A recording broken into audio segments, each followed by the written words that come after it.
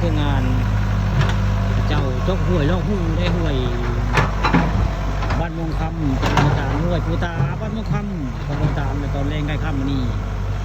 ลูกค้าขอทำพาชมได้พามาชมห้วยหูใช่มันม่วงคำตำบลนาตาลได้นี่พระเจ้าลอกห้วยเก้าได้ให้มันคักแล้วก็เป็นกว่าเก้าง่ายห้วยอย่างไทยม่วงคำตำบลนาตาลนี่อันนายกบงได้วงอยู่ได้เพิ่นขอโครงการงบประมาณมาให้ไทยบ้านเมืองตำบลนาตาลเนาะบ้านโคกซากก็ลอกคือการได้ห้วยนาตาลอันนี้ห้วยปูตาม่วงคำผลงานของนายกบงเพื่อนละนายกบงบุญอยู่เพื่อนละเป็นผู้เอาโครงการมาให้บ้านเมืองกับเจ้าโอ้ยง่ายเรื่องห้วยเรื่องหัวนี่เด่นข้าปานคำก็เลยเอามาจ่ามาถ่ายทำให้ผู้ติดตามเบิ้งโอ้ยง่ายว่าเป็นอะไรอันปีนี้เขาเจ้าห้วยเขาเจ้าเปลี่ยนแปลงกันไปเนาะมีการเปลี่ยนแปลงแล้วห้วยนี่กันลอกไม้นี่ลอกไม้ห้วยนี่ก็ได้นี่ถ้าพวกเขาง่ายมีทางซ้ายขวาทางย่างทางยังกันทางไปให้ไปนาก็คักแบบนี้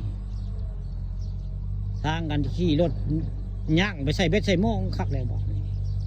ห้วยท่านม่วงคำตำบลนาตาลทงให้ทงหน้าเขาเจ้าเลยบริเวณนี่แหละทงให้ทงหน้าทำม่วงคำเขาเจ้าลอกห้วยใหม่ตอนแรงใกล้ค่ำมีค่าปลาคำพาชมพามาเบิ่งเหตุการณ์เรื่องจริงพาดจอลอกห้วยปูตาบ้านคำตำบลนาตาลทางหน้าก็คนได้อันมีพระจนทึบนี่นั่งในวัดคนได้ปุ๊บพระท่านใจบอกแล้วจะคือพระท่านใจบอกแล้วคือว่าพระเทวดาเหมือนกันมันจะคือพระเทวดาวัดนึงวัดเป็นโมคำเนี่ยครูเขากำลังมั่งกันกอเตยได้มั่งกอเตยทำเป็นจะก่อนได้เพื่อนเราได้ถามเพื่อนเอากอเตยออกก่อนจากสีมาจากสีไล่จกพนอนี่เหตุมันงานแบบนี้มันกับพี่มือจะได้การเหตุกับเจ้าก็ได้ผู้สั้นจริงลิงคักกันแล้วได้การพี่มือนี่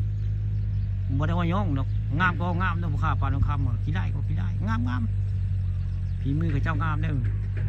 มันเอียงคักได้พี่มือในการจกมันช่างคนได้จกมันไม่คู่จกมันเกินโอ้โหมันมองคำโดนในตาไม่คู่กำลังจกนะครับข้าขอไปคิดไว้พอสำนี